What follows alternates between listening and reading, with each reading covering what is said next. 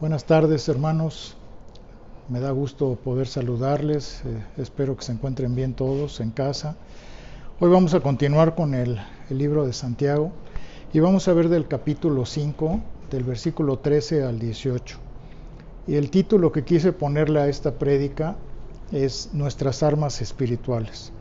Santiago nos empieza a mostrar, ya después de haber examinado nuestra vida, y él nos empieza a señalar cuáles pueden ser las estrategias o las armas que nosotros tengamos para poder ayudar en nuestra carrera difícil como cristianos, porque no es algo sencillo, el verdaderamente estar equipados para poder ser ayudados por nuestro Señor, y Él nos da esas herramientas, nos da estas armas para que nosotros nos podamos ayudar. Él nos ha ido ilustrando para enseñarnos pues cuáles fueron las pruebas que tuvimos que pasar para ver si realmente éramos hijos de Dios. Y pues obviamente todo ese sistema que él utilizó en su carta ahora nos entrega esta bendición de saber cuáles son nuestras armas espirituales. Entonces, para poder empezar con esto, vamos a poner este tiempo en manos del Señor, si me acompañan, por favor. Padre bendito, te damos muchas gracias por la oportunidad que tú nos das de abrir tu palabra. Ayúdanos a que tu Espíritu Santo sea quien nos ilumine, quien nos conduzca en todo momento, Señor, a poder entender todo aquello que tú revelaste a esos hombres que la escribieron. Te pedimos que a través de lo que Santiago nos está mostrando, pues que tú nos enseñes claramente cuáles son los cambios o las maneras, las estrategias que tenemos para poder conducirnos como tus hijos. Yo te pido, Señor, que tú nos muestres, que tú seas exaltado a través de esta predicación, que tu nombre sea glorificado y que nuestro Señor Jesucristo sea exaltado a través del sacrificio que Él hizo en la cruz. Te damos gracias por habernos elegido como tus hijos, por el favor tan grande que tú nos das de todos los días poder respirar a través de ti, de poder tener esa comunión constante de tu palabra, de tu Espíritu Santo viviendo en nosotros. Y te pedimos, Señor, que a través de esta prédica tú puedas llegar al corazón de cada uno de mis hermanos, así como llegaste al mío, y que cada uno de nosotros podamos exaltarte a través de esto. Te damos gracias y te bendecimos en el nombre poderoso de nuestro Señor Jesucristo. Amén. Bueno, tenemos que recordar que la carta de Santiago, o sea, esto último que él está escribiendo, es porque la iglesia se encuentra en una gran persecución, están viviendo situaciones muy complicadas. Recordemos que la carta de Santiago fue escrita entre el 40 y el 45 después de Cristo, que era el tiempo específico en donde la persecución estaba muy fuerte. Ya en ese tiempo había sido ejecutado Jacobo el Grande, lo habían matado, había sido encarcelado Pedro, cuando el Señor, el ángel, pues lo ayuda a que salga de la cárcel. Y Santiago, pues él fue martirizado en el año 62 y después fue apedreado, lapidado. Entonces todo lo que se estaba viviendo en ese tiempo era algo muy difícil, era un tiempo de persecución.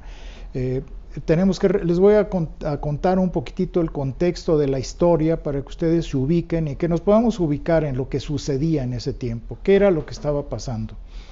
Herodes Agripa era el que estaba persiguiendo fuertemente a la iglesia. ¿Por qué?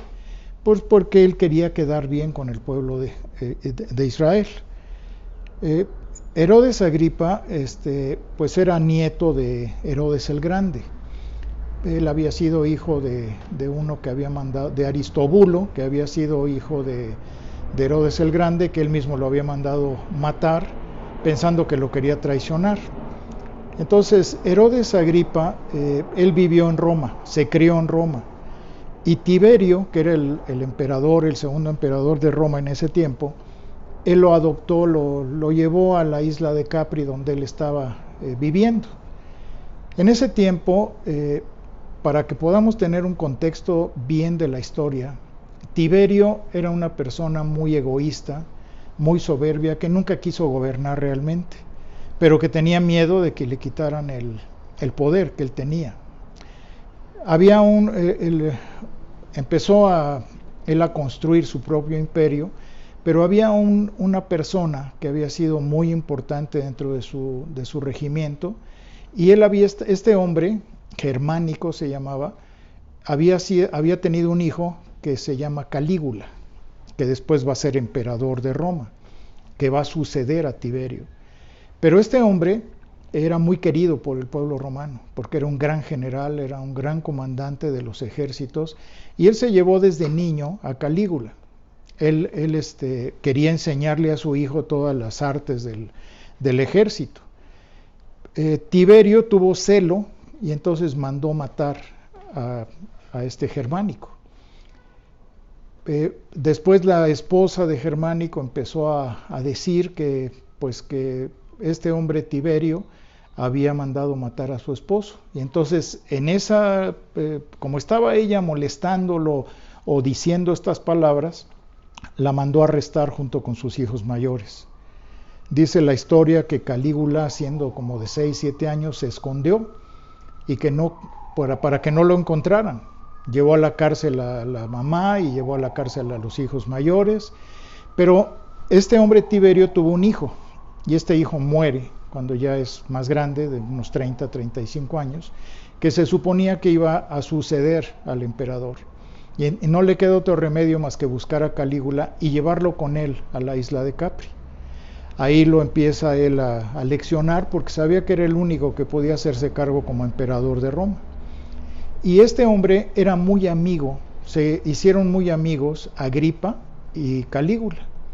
Y un día, cuando iban cabalgando juntos, a este Agripa se le ocurre decirle: yo quisiera que tú ya quedaras, que deberías tú de suceder al emperador, porque tú eres más digno y eres más capaz de poderlo hacer.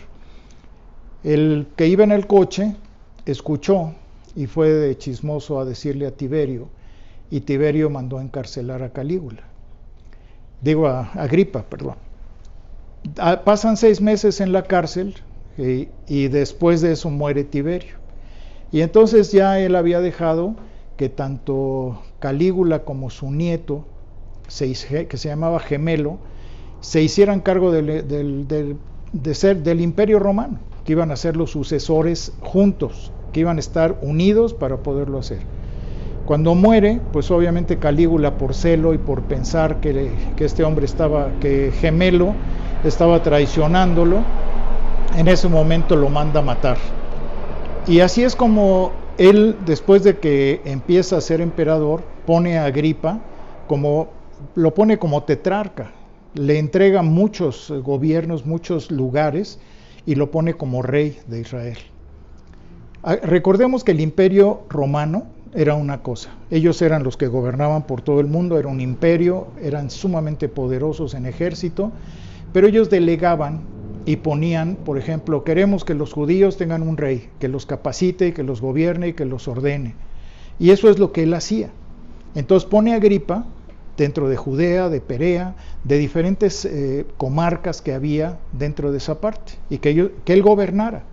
Y este hombre, por quererse ganar el favor de todos los judíos, empieza a hacer una gran persecución a los cristianos.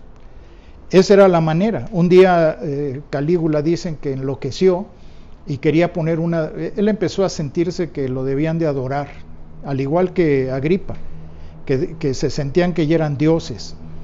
Y este hombre Calígula quiso poner su estatua dentro del templo de Israel, de los judíos. Y gracias a que Agripa lo convence de que no lo haga, pues lo impide antes de que muera o que lo asesinen a Calígula. Este Calígula era tremendo, era un hombre desquiciado, era un hombre que era muy malo, tuvo relaciones con las mismas hermanas, tuvo muchos problemas. Fue algo tremendo este hombre. Es muy interesante cuando conocemos su biografía, pero la de Agripa también. Y entonces este Agripa empezó a perseguir, se ganó el favor de los judíos al hacer la persecución de los cristianos, pero al mismo tiempo, porque había impedido que pusiera Calígula su estatua ahí adentro del templo. Bueno, pasa esto y empieza la persecución, pero debemos de saber qué fue lo que provocó que hubiera tanta persecución de los cristianos. Primero, que pues ellos no reconocían a César como su Dios, como ellos querían que fueran. Querían que lo reconocieran como tal y los judíos decían que no. Otra era que no se querían estar en el ejército. Entonces también era algo que se oponía a la costumbre o a la creencia de los mismos romanos y de los mismos judíos. No llevaban a la escuela a sus hijos, no llevaban a los eventos que había del Coliseo, o si había eventos sociales tampoco iban. Y también los criticaban a los cristianos porque estaban diciendo que ellos eran caníbales, que se comían la carne humana, que bebían sangre y que eran personas idólatras. Y esto lo ponían porque obviamente cuando ellos hacían la cena del Señor decían, este es mi cuerpo, este es mi sangre, y por eso ellos estaban condicionados a tener estas creencias. Pero la persecución estaba siendo tremenda ya en ese tiempo. A los que no obedecían, a los que encontraban diciendo que eran cristianos, pues obviamente los encarcelaban, los mandaban algunos a islas desiertas, como le pasó al apóstol Juan. Los llevaban al Coliseo a que los mataran los animales salvajes, los mataban a espada, los crucificaban, los latigaban, los dejaban presos, les hacían determinadas cosas que era una persecución de verdad ya infernal para ellos. Eran condenados a vivir como esclavos, los mandaban a las minas, y todo eso, pues obviamente en el tiempo de que Santiago está escribiendo su carta, llega un momento en que dice, si a ustedes les está pasando esto, y ahí es donde yo quiero que ustedes me acompañen para que veamos lo que les dice Santiago. Acompáñenme a Santiago capítulo 5, versículos 13 al 16. ¿Está alguno entre vosotros afligido? Haga oración. ¿Está alguno alegre? Cante alabanzas. ¿Está alguno enfermo entre vosotros? Llame a los ancianos de la iglesia y oren por él, ungiéndole con aceite en el nombre del Señor. Y la oración de fe salvará al enfermo, y el Señor lo levantará. Y si hubiere cometido pecados, le serán perdonados. Confesaos vuestras ofensas unos a otros, y orad unos por otros, para que seáis sanados. La oración eficaz del justo puede mucho. Elías era hombre sujeto a pasiones semejantes a las nuestras, y oró fervientemente para que no lloviese, y no llovió sobre la tierra por 3 años y 6 meses. Y otra vez oró, y el cielo dio lluvia, y la tierra produjo su fruto. Aquí Santiago está invitando a los lectores a usar las armas espirituales. Y nosotros vemos claramente en toda la epístola, en todo lo que nos muestra aquí, estamos viendo 4 tipos de armas espirituales que cada uno de nosotros podemos tener. La primera de ellas es la oración, que es lo más importante que debe tener un cristiano. Segundo, la alabanza. Tercero, la confesión de pecados. Y la cuarta, la intercesión. ¿Qué tantas armas estamos ocupando nosotros como cristianos? Y vamos a ver la primera, que es la oración. Dice, ¿está alguno entre vosotros afligido? Haga oración. ¿Alguna vez te has sentido que ya no puedes más? ¿Te has sentido que estás angustiado, que estás atemorizado por todos los problemas que te están sobrepasando? ¿Qué es lo primero que hacemos cuando tenemos algo así? Pues buscamos al Señor, ¿verdad? Es lo primero que nos viene a nuestra mente, que lo tenemos a Él y decimos, clamamos a Él, vamos en búsqueda y le decimos, Señor, ayúdanos, por favor, ya no podemos más con esta situación o ya no puedo con esta situación. ¿Qué hace la gente, por ejemplo, cuando vemos al mundo que no conoce a Dios? Que los vemos ahorita que fue lo del temblor.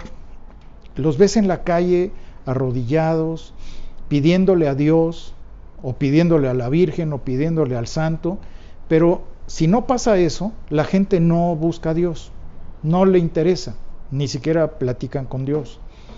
Y eso es lo que muchas veces a nosotros como cristianos nos puede suceder. ¿Qué tanto realmente usamos la oración todos los días? ¿Oramos al Señor diario o simplemente cuando tenemos algún problema? Y por eso dice Santiago, ¿está alguno de ustedes afligido? Haga oración. Y ahí es donde nosotros debemos de ver que el antídoto contra el sufrimiento, pues es la oración. Cuando más afligidos estamos, cuando más necesitados estamos, tenemos que ir ante el Señor. ¿Qué puede provocarnos una aflicción? Pues un problema de salud, un problema con algún familiar, un problema económico, un problema en el trabajo, un problema marital, un problema con los hijos, con lo que sea, nos provoca un problema severo en nuestra vida. ¿Y qué es lo que debemos de hacer? Pues ir directamente ante el Señor. Una situación complicada es la que primeramente debemos recurrir a la oración. Pero también tenemos que ver que una actitud correcta ante el Señor de oración es platicar con Él, es decirle lo que nos está pasando, porque solamente Dios puede remover esa aflicción en nuestra vida. Ahora, tenemos que considerar qué es la oración, porque muchas personas no saben qué es la oración. La oración es un deber, es una disciplina, y que debe de estar formada en nuestra vida cristiana, de que diario tenemos que orar, debemos orar, es un deber, pero también es una disciplina, porque a veces decimos, ay no, hoy tengo flojera de orar, y es cuando más debemos orar, porque es cuando más, cuando no tienes ganas, es cuando más debes de hacerlo, porque quiere decir que tu carne o tu yo, tu orgullo, es el que te está ganando para no hacerlo.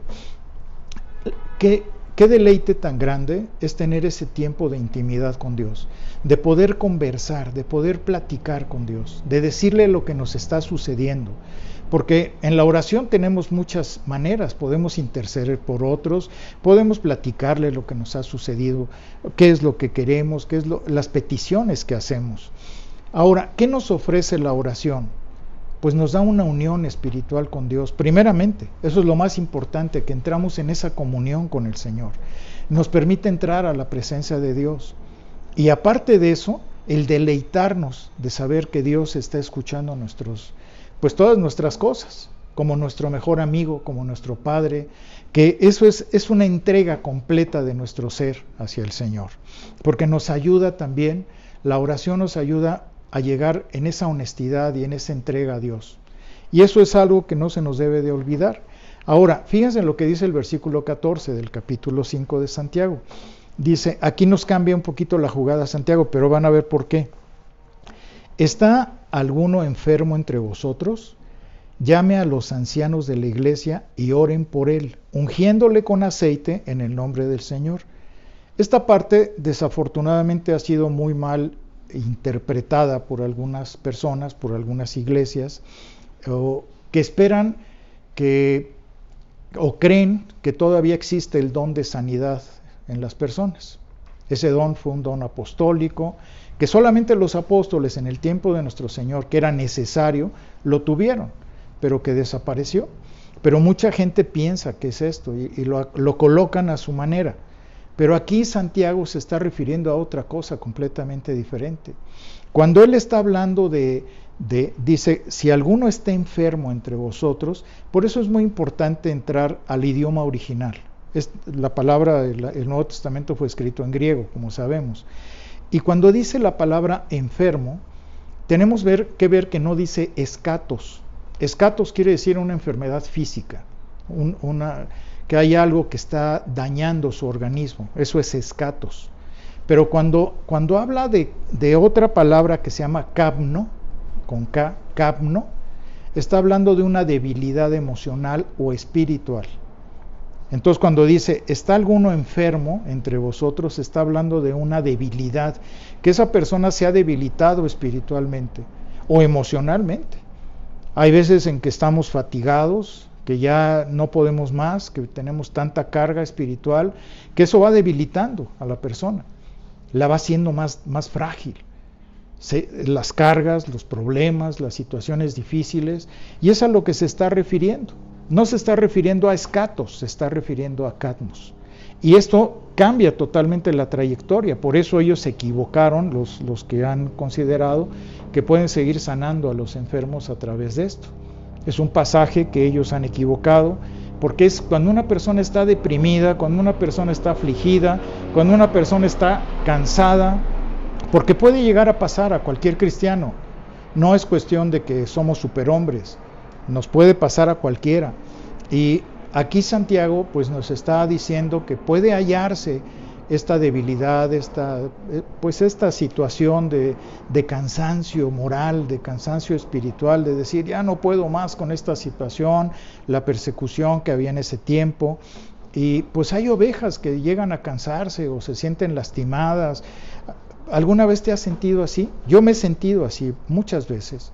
Y pues tienes que recurrir a la oración y tienes que recurrir, como dice, a los ancianos. ¿Para qué? Para que te levanten. O sea, cuando vemos tanta maldad en el mundo, cuando vemos todo lo que está pasando a nivel, no nada más en el mundo, sino aquí en el país, vemos todos los horrores que está habiendo a través de los narcos, a través de los secuestros, de las matanzas, de los atentados, y dices, qué feo, ¿cómo está esto en una situación caótica en el mundo? Y no nada más aquí, ¿verdad? Entonces a veces uno se debilita, o le compartes a la gente y la gente está difícil, no quieren recibir de Cristo, y te duele. Ves familiares o amigos, conocidos, vecinos, ves de todo y dices, ¿cómo pueden ser tan duros? ¿Cómo puede ser que en este tiempo de esta pandemia la gente siga endurecida y siga con esa soberbia tan grande? Entonces, Dios nos permite que pasemos por situaciones difíciles, pero eso no quiere decir que sea fácil entenderlo, y eso nos debilita.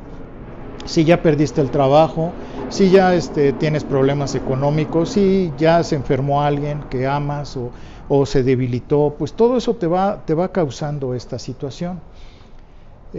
Esto me hizo recordar algo que pasó hace muchos años, que no sé si alguna vez ustedes han estado bajo un incendio.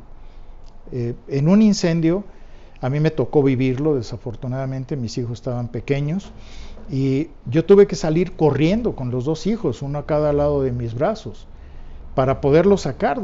Se estaba incendiando todo el departamento donde vivíamos. Yo los saqué corriendo y pues traté de cubrirlos a ellos para que no les pasara nada.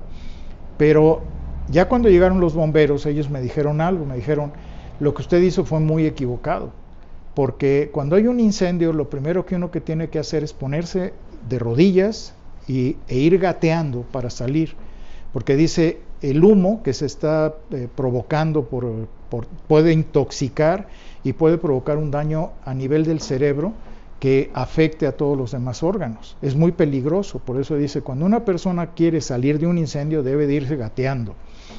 Yo lo aprendí porque pues, los bomberos fueron muy amables, me lo explicaron muy bien, y yo lo entendí de esa manera. Pero ¿qué es lo mismo cuando estás bajo un incendio en tu vida? Pues te tienes que poner de rodillas, tienes que implorar a Dios en ese momento y pedirle al Señor que te ayude, que te quite ese problema que tienes en tu vida. Y es exactamente lo mismo. Pero luego viene y dice, ungiéndole con aceite en el nombre del Señor. Porque hay algunas iglesias o pastores que utilizan todavía el aceite para ungir. ¿Está bien o está mal o qué pasa? Ungir viene de la palabra aleipo, que significa frotar. La mejor traducción es frotándolos con aceite. El cuerpo, que les frotaban la cabeza o el cuerpo con aceite. Y esto se usaba como tratamiento médico. En ese tiempo pues no había tantos médicos, y cuando los cristianos eran abatidos, lastimados, a veces les daban de latigazos, a veces les daban de varazos, a veces les daban con piedras, pues todo el cuerpo quedaba dolorido, quedaba lastimado, o habían tenido que caminar mucho tiempo. Entonces el frotar con aceite aliviaba todos esos músculos lastimados. Pero algunas personas lo han utilizado para echar fuera demonios, cosa que eso era un don apostólico también, que no existe en nuestro tiempo, y lo usan como si estuvieran, por ejemplo, en la extremaunción en los católicos, también lo hacen como si con eso se salvara la persona. Entonces ha sido algo que han equivocado, porque era una situación simbólica, simplemente, que como que querían decir, a través del aceite hay una conversión espiritual, hay una situación espiritual, pero lo que desconocen entonces es que el Espíritu Santo habita en nosotros, y que nosotros no necesitamos una superstición. Es como los mismos judíos sabían que, por ejemplo, con la parábola del buen samaritano, ahí lo ungió con aceite de oliva y le ayudó porque estaba todo golpeado después de que lo habían asaltado, y se ve que era para restituir el cuerpo que había sido lastimado, no por algo espiritual. Entonces, el aceite simbolizaba o señalaba que el lugar donde se había producido había habido una manifestación de la presencia de Dios. Cuando nosotros entendemos que la presencia del Espíritu habita en nosotros, nosotros ya no necesitamos un aceite, ¿verdad? Entonces, ese es el cambio que ha habido. Es como cuando, no sé, algunos de ustedes todavía les tocó que la mamá o la abuelita, cuando uno estaba enfermo, pues nos untaban de Big Vaporub. Era lo mismo. Era para aliviar, era como un acto amable de parte de la gente para que los músculos pues no fueran tan lastimados, no fueran tan dañados. Eso significa verdaderamente el ungir con aceite. Luego viene la segunda parte, que es alabanzas. ¿Está alguno alegre? Cante alabanzas. Y fíjense aquí cómo Santiago está contrastando dos estados emocionales. Por un lado dice, alguno está triste, alguno está mal, alguno está enfermo, pues ore, haga esto. Pero ahora nos la cambia y nos dice, ¿está alguno alegre? Cante alabanzas. Y aquí es donde debemos de ver cuál es el momento más peligroso para el cristiano. No sé si ustedes lo han pensado, pero el momento más peligroso es cuando uno está bien, cuando hay prosperidad, cuando hay tranquilidad, cuando hay salud, cuando no hay problemas de nada. Por ejemplo, cuando uno se va de viaje, un viaje largo a algún lado, o a la playa, es un peligro, porque sobre todo cuando uno va a un viaje, en donde va uno con un guía que le va llevando a tal lado, y hay cansancio, hay agotamiento, está uno entretenido con todo lo que uno está viendo, y de repente se le olvida a uno orar. Ya deja uno de orar, deja uno de leer la palabra, y empieza la carnita a salir sabroso. Y eso es un peligro. Es cuando más debemos de estar a la defensiva, cuando más debemos de estar protegidos y prevenidos por la palabra de Dios, porque su mensaje nos va a llevar a eso, nos va a llevar a estar tan tranquilos, a vivir en paz, a decir, ok, lo que estoy viendo, lo que me están enseñando, lo voy a disfrutar, pero a través de vivir en el Espíritu, de andar en el Espíritu. Por eso es tan peligroso cuando sale uno de viajes, porque al dejar de orar, al dejar de buscarle al Señor, o podemos orar y a lo mejor hacemos un Padre Nuestro y nos vamos, ¿verdad? Pero en todo el día nos olvidamos, y eso es un peligro latente para cualquier persona. Por eso aquí Santiago nos dice, si están alegres, canten alabanzas. Las alabanzas tienen un remedio automático. Si nosotros estamos contentos, estamos felices, estamos dichosos, estamos bien, estamos bajo un tiempo de tranquilidad, hay que cantar alabanzas, porque el gozo necesita canalizarse de una manera correcta. ¿Se acuerdan lo que hicieron Pablo y Silas? Después de que ayudan a la mujer que tenía un espíritu inmundo, que esa mujer tenía un espíritu de adivinación, pues las personas que obviamente estaban a cargo de ella, pues estaban felices porque cobraban por ello. Y entonces cuando Pablo llega y la libera de ese espíritu y la mujer se salva, pues los otros se enojan y van y lo acusan. Y pues entonces encarcelan a Pablo y a Silas. Acompáñenme a Hechos, capítulo 16, versículos 22 al 25. Dice, y se agolpó el pueblo contra ellos, y los magistrados, rasgándoles las ropas, ordenaron azotarles con varas. Después de haberles azotado mucho, los echaron en la cárcel, mandando al carcelero que los guardase con seguridad, el cual, recibido este mandato, los metió en el calabozo de más adentro, y les aseguró los pies en el cepo. Pero a medianoche, orando Pablo y Silas, cantaban himnos a Dios, y los presos los oían. Azotarles era un castigo ilegal, porque no había habido un juicio contra ellos. Simplemente los metieron sin juicio y sin nada. Pero fíjense todo lo que les hicieron. No sé si alguna vez te dieron un varazo. Si te lo dieron, qué bueno, porque fue por tu bien. A mí me llegaron a dar un varazo, o 2 o 3 varazos fuertes, y duelen bastante. Imagínense un manojo de varas, que te lo estén dando en todo el cuerpo, te abre la piel. No es algo sencillo, no crees que es así un varazo en las pompas y ya, no, era en todo el cuerpo, en la cabeza, en donde cayera. Te tratabas de cubrir, pero pues te daban en las manos, en todo el cuerpo, en los pies, donde duele tantísimo. Manos y pies son muy sensibles. Y entonces, imagínense, después de eso, de que lo hacen de manera incorrecta, los meten al último calabozo, a donde estaba lleno de ratas, lleno de cucarachas, de inmundicia, y aparte de eso les ponen el cepo.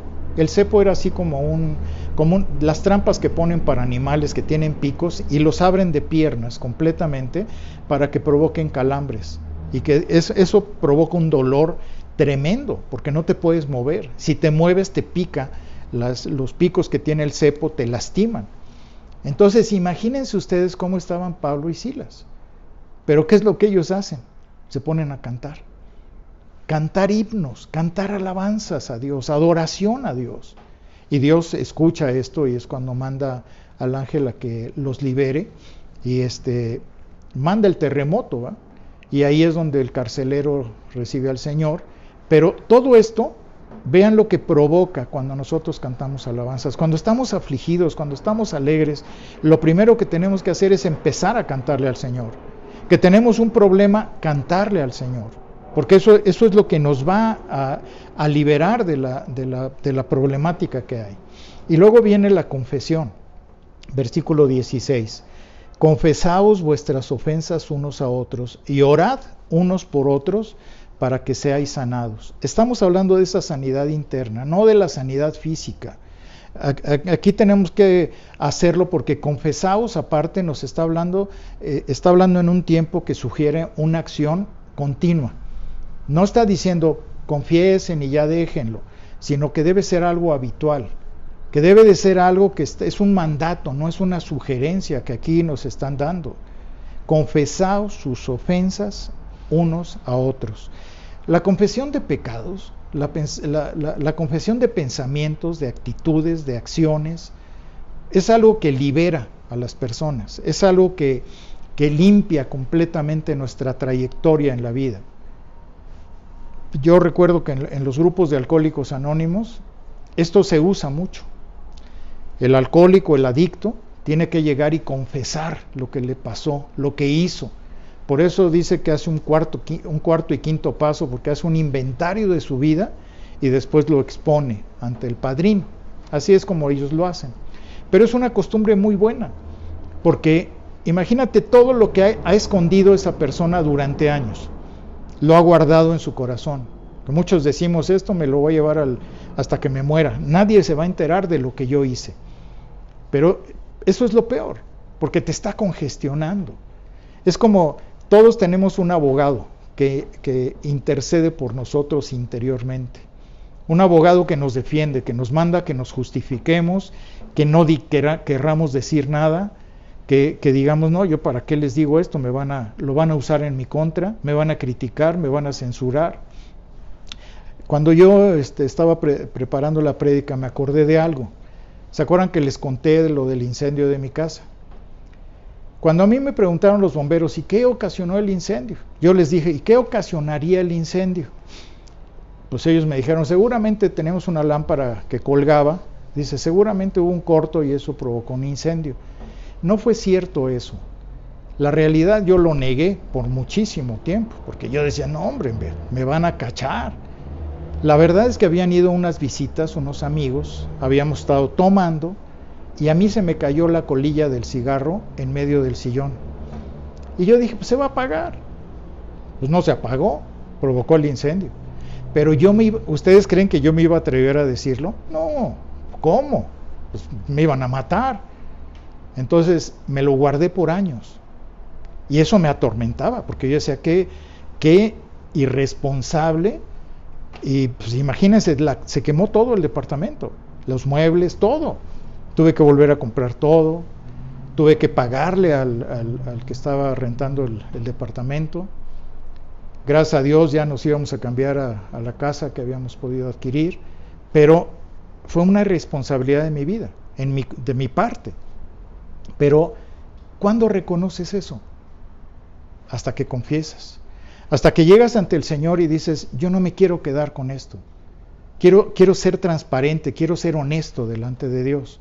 Pero el orgullo es lo primero que se interpone. ¿Cómo vas a confesar? ¿Cómo vas a decir que hiciste eso? Que fuiste el culpable, que fuiste el responsable de eso. Eso es lo que cuesta trabajo. Y eso es a donde nos quiere llevar el Señor. A que seamos transparentes, a que realmente abramos nuestro corazón ante esa persona que obviamente tiene que ser un cristiano maduro, un cristiano que no va a estar diciendo lo que tú le platicas. Hoy yo lo puedo platicar porque gracias a Dios ya pude trascender eso. Si, obviamente pues mucha gente va a decir, ay, pero qué bárbaro. Pues sí, pero Dios ya pagó por mis pecados. El Señor Jesucristo tuvo que pagar en la cruz por todo lo que yo hice. Pero todo esto tenemos que ver que si tú no lo confiesas, todas tus batallas, todo lo que tienes adentro se va a quedar ahí. No lo vas a poder sacar nunca. Y eso te entorpece para que crezcas como cristiano. Por eso dice que debemos de confesar. ¿Qué es lo que busca el enemigo? Pues que el pecado no se confiese, que se quede ahí guardado. Eso es lo que él quiere. Porque cuando tú confiesas, cuando tú abres tu corazón, cuando te vuelves honesto, transparente, íntegro, eso cambia y la batalla va a ser ganada por el Señor, no por ti, pero ya estás siendo una persona transparente. Dice, conocerás la verdad y la verdad te hará libre, y esa verdad te hace libre, pero necesitas confesar. Y eso es algo, cuando la gente llega, por ejemplo, en una terapia vas y dices, oye, me pasó esto, me pasó aquello, te abres ante esa persona. Con un consejero debe ser aún más, porque debes de decirle todo lo que te está entristeciendo, te está provocando esa culpa, esa vergüenza, te está provocando eso que está dentro de ti que no te deja. Y si tú no lo haces, se va a quedar ahí. Fíjense lo que dice Hebreos capítulo 12, versículos 12 al 13.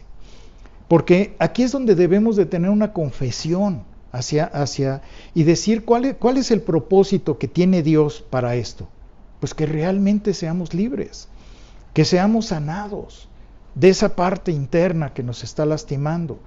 Y como les decía, no se refiere a una sanidad física, se refiere a una sanidad interior.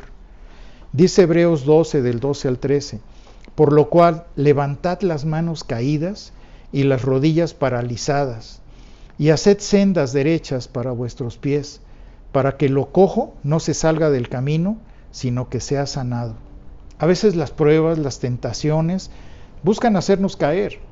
¿Y cuántas veces vas y le dices al consejero, oye, fíjate que tuve esta prueba, o estuve a punto de caer, o estoy con el deseo de caer? Y en ese momento oran juntos y eso se detiene. Pero se necesita valor para parar eso, para detener, y es donde dice confiesen. Y a muchos cristianos les da miedo, sobre todo a los hombres, somos más temerosos que las mujeres. Las mujeres son más honestas, son más, dicen las cosas como son. A los hombres nos cuesta mucho trabajito por el orgullo, más que nada. Algunos porque han tenido malas experiencias o tuvimos malas experiencias con personas a las que les confesamos y después lo fueron a decir, que no guardaron, que no cuidaron esa parte. La otra, pues porque pudieron haber sido traicionados por un amigo o por alguna persona a la que le confiaron lo que estaba ahí, o porque su confesión pudo haber sido expuesta ante otras personas. Eso le pasó a un amigo con otro pastor que lo traicionó exponiéndolo delante de todo un grupo de varones. O porque ha sido un pecado confesado varias veces y que se ha vuelto a caer. Y dice, no, pues ya para qué le digo, ya me regañaron, ya oraron por mí y volví a caer. Es cuando más tienes que hacerlo, porque es la única manera de que realmente al confesar el pecado vas a ser liberado por nuestro Señor. Porque estamos siendo, aunque nos está costando trabajo, pero llegas ante el Señor y llegas ante esa persona a la que le vas a confesar el pecado, y eso cuesta, no es fácil. Eso demuestra tu integridad, demuestra que quieres, que tienes ganas de cambiar, que tienes ganas de ser escuchado para eso. Dice, la palabra es muy clara cuando dice que si alguno viola la confesión de otra persona, que si no guardas la confidencialidad, está siendo piedra de tropiezo para esa persona. Vean lo que dice Mateo capítulo 18, versículo 6. Dice, cualquiera que haga tropezar a alguno de estos pequeños que creen en mí, mejor le fuera que se le colgase al cuello una piedra de molino de asno y que se le hundiese en lo profundo del mar. Muchas personas han hecho tropezar a algunos hermanos al no considerar lo que se les está diciendo. Y estos pecados del pasado, que deben de ser confesados y deben de ser soltados, es algo que estorba muchísimo a la persona. Porque cuando realmente nosotros confesamos lo que hicimos o lo que dijimos o las cosas peores que hayan sucedido a una persona, cuando tú las confiesas se te quita esa lápida, como que ya dices, ay, ya descansé, ya hoy pude abrir mi corazón y pues me van a criticar, me van a censurar, me van a juzgar, pero ya me sentí libre de poder, de no tener esa carga en mi corazón o en mi vida. Y luego viene otra parte que es la intercesión. Y dice, la oración eficaz del justo puede mucho. Y aquí es donde debemos de ver que debe ser una confesión mutua y que debe ir acompañada de orar unos por otros. La confesión, porque a Santiago le decían que él tenía rodillas de camello, porque todo el tiempo se la pasaba orando. Entonces ya tenía muchas, ¿has visto las rodillas de camello? Pues son como callos, y ya tenía callos él. Por eso dice, la expresión del justo puede mucho, o sea, va a llegar a situaciones que nosotros mismos no podemos comprender, que tienen muchísima fuerza. Por eso es lo que tenemos que hacer, interceder por otros, estar rogándole al Señor por la vida de otras personas que nos están pidiendo ayuda o que estamos viendo que la necesitan. Dice 1 Timoteo 2:8, quiero pues que los hombres oren en todo lugar, levantando manos santas sin ira ni contienda. Cuando el creyente vive de esa manera piadosa, que vive de una manera que honra a Dios, que glorifica la vida del Señor, nuestra oración puede ser muy poderosa, tiene mucha fuerza, mucho vigor, y por eso es importante que las oraciones débiles vienen de personas débiles, las oraciones con fuerza vienen de personas que se han tratado, se han esmerado por glorificar a Dios. Entonces interceder por otras personas es muy importante, y por eso pone como ejemplo al profeta Elías. Dice en el versículo 17, Elías era hombre sujeto a pasiones semejantes a las nuestras, y oró fervientemente para que no lloviese, y no llovió sobre la tierra por 3 años y 6 meses. Y otra vez oró, y el cielo dio lluvia, y la tierra produjo su fruto. Aquí el profeta era como cualquiera de nosotros, tenía debilidades, empezó a entrar en depresión, le tuvo miedo a Jezabel, que lo quería matar, huyó de ella, empezó a entrar en ese conflicto de ansiedad fuerte que tuvo, pero eso demuestra que él no era un superhombre, era un hombre como nosotros, pero lo que sí tenía diferente a nosotros era cómo intercedía. Y orando con esa fuerza, con ese poder, él le pidió a Dios para poder demostrar que los cananeos, y en ese tiempo los judíos estaban siendo influenciados por los cananeos, pues creían en el dios Baal, que él era el que proporcionaba la lluvia. Y aquí lo que Elías está haciendo es decirles, sigan creyendo en su Dios, sigan creyendo en sus dioses falsos, pero yo les voy a demostrar que mi Dios, Él sí es poderoso, y por eso le pide a Dios que detenga la lluvia 3 años y medio. Ellos, los cananeos, eran como los que creían en Tlaloc, aquí en los mexicas, ¿no? Pero es lo mismo exactamente. Y dice, por favor, Señor, quítales la lluvia 3 años y medio. Imagínense las cosechas, el calor, todo lo que había pasado, 3 años y medio sin lluvia. Entonces, obviamente, pues ahí es donde vemos, y dice, y oró fervientemente para que no lloviese, y no llovió sobre la tierra por 3 años y 6 meses. O sea, qué tan poderosa pudo haber sido su oración de interceder para que la gente cambiara, para que la gente se diera cuenta. Fíjense lo que en Deuteronomio capítulo 28, versículo 12, dice: te abrirá Jehová su buen tesoro, el cielo, para enviar lluvia a tu tierra en su tiempo y para bendecir toda obra de tus manos. Entonces, Dios es el que manda la lluvia, Dios es el que produce que la tierra pueda tener esa labranza, pero es a través de Dios. Y con la oración que hizo Elías, estaba enseñándoles el poderío de Dios. Y dice en el versículo 18, y otra vez oró, y el cielo dio lluvia y la tierra produjo su fruto. Esa es la intercesión de una persona justa. Ahora, ¿qué debemos de ver? ¿Qué nos ha mostrado aquí el Señor? ¿Qué es lo que tenemos que ver? Que tenemos armas espirituales poderosísimas a través de lo que hemos visto, que tenemos la oración, que tenemos la alabanza, que tenemos la confesión de nuestros pecados, y no dejarlo, que todo esto debe de ser todo el tiempo. Y al final, la intercesión, que nosotros podemos, si estamos viviendo una vida justa, podemos interceder por otras personas, como lo hacemos los miércoles a través de la oración, que intercedemos por otras personas, tratamos de pedirle, de clamar a Dios para que Él nos ayude. Pero este es el tiempo que Santiago nos está mostrando, que el Señor está mostrando a nuestra iglesia específicamente, para que apliquemos y empleemos ya directamente estas 4 partes de las armas espirituales que Él nos está mostrando, porque nos está enseñando a vivir de una manera diferente.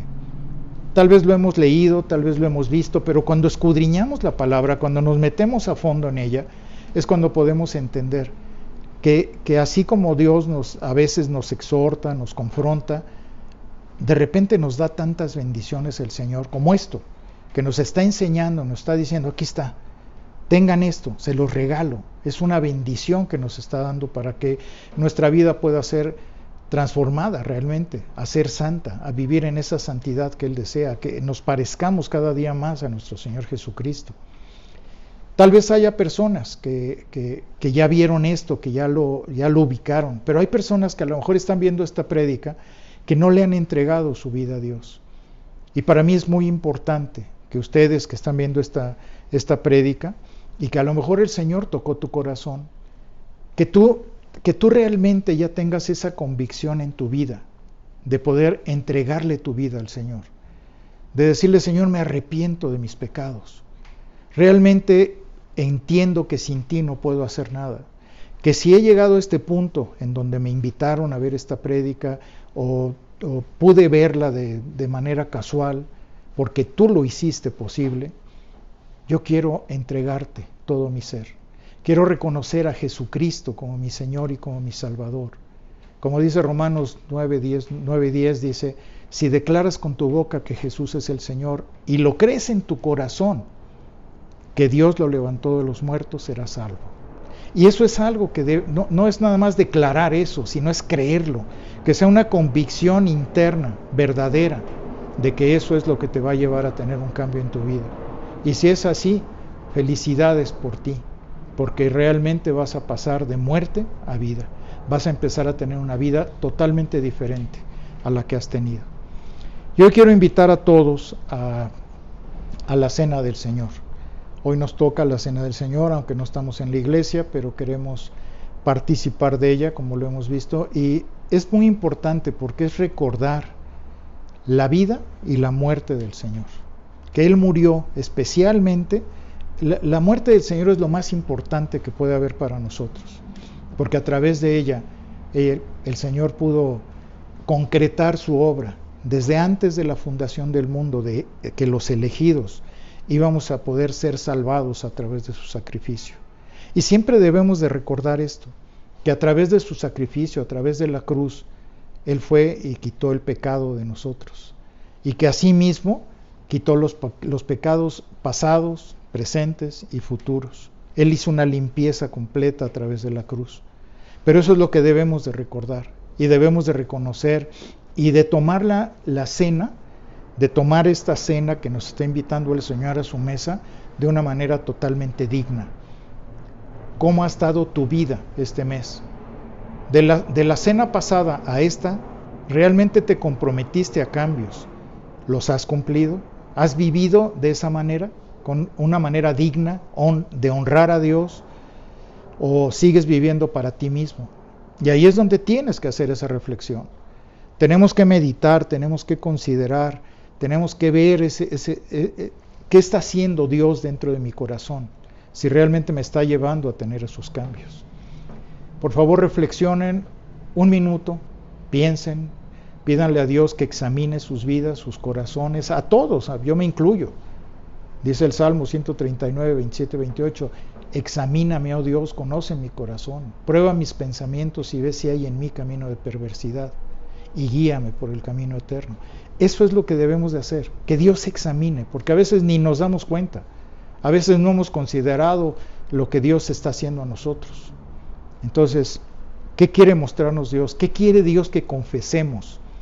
¿Qué quiere Dios que vayamos ante el confesor y le digamos, Señor, ¿sabes qué, amigo? ¿Sabes qué, consejero?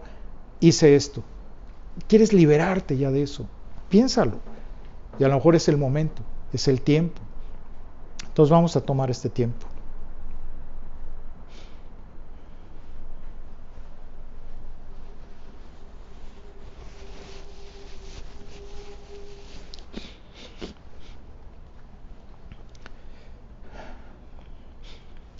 Leyendo 1 Corintios del 23 al 26 nos dice el Señor, porque yo recibí del Señor lo que también les he enseñado, que el Señor Jesús, la noche que fue entregado, tomó pan, y habiendo dado gracias, lo partió y dijo, toman, coman, esto es mi cuerpo que por ustedes es partido, hagan esto en memoria de mí.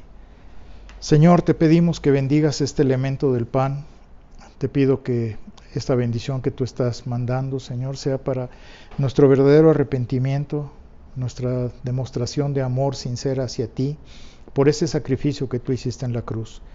Te pedimos que tú bendigas este elemento, Señor, y que cada uno de nosotros podamos considerar siempre que esa muerte que tú tuviste tan terrible en esa cruz fue para salvarnos y para darnos un nuevo pacto en el cual hoy podemos gozarnos. Te pedimos tu bendición. Comamos del pan, por favor.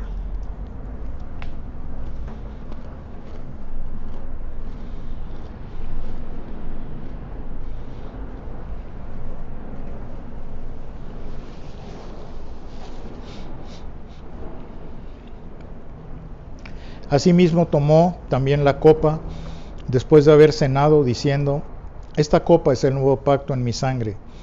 Haced esto todas las veces que la bebiereis en memoria de mí. Así pues, todas las veces que comieras este pan o bebieras esta copa, la muerte del Señor anunciáis hasta que Él venga. Señor, te pedimos que bendigas este elemento del jugo. Te agradecemos porque podemos entender, podemos saber que estamos haciendo todo esto en obediencia hacia ti, porque así tú lo ordenaste, esperando que tú regreses lo más pronto posible. Te damos gracias y te bendecimos por ello, dándote las gracias, la honra y la gloria para ti, Señor Jesucristo. Amén. Tomemos del jugo, por favor. Señor, te damos muchas gracias por la bendición de tu palabra, por lo que hoy nos has confrontado, nos has enseñado, y queremos pedirte, Padre, que tú ilumines nuestro camino, que nos sigas llevando de acuerdo a tus planes perfectos, para que cada uno de nosotros podamos ser cada vez mejores personas para ti, Señor, que podamos vivir en esa santidad que solamente tú nos das.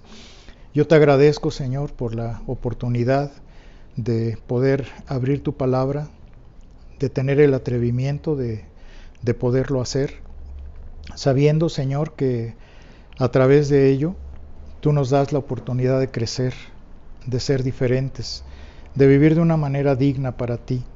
Y queremos agradecerte, Señor, con todo nuestro corazón, con toda nuestra vida, Señor, de que podamos honrarte siempre, podamos llevar el apellido tuyo en nuestros corazones con mucha honra y con mucha dignidad. Te damos gracias, yo te pido que bendigas a mis hermanos en donde quiera que estén, en sus casas, a sus familias, que tu rostro resplandezca siempre delante de cada uno de ellos y que nuestra vida sea un ejemplo y un testimonio de lo cual tú mereces, que solamente tú mereces, Señor. Te agradecemos y te bendecimos por la oportunidad que tú nos has dado, bendiciéndote y agradeciéndote en todo momento con todo nuestro corazón. Te damos la honra y la gloria, Señor, en el nombre de nuestro Señor Jesucristo. Amén. Que Dios los bendiga, que estén muy bien. Hasta luego.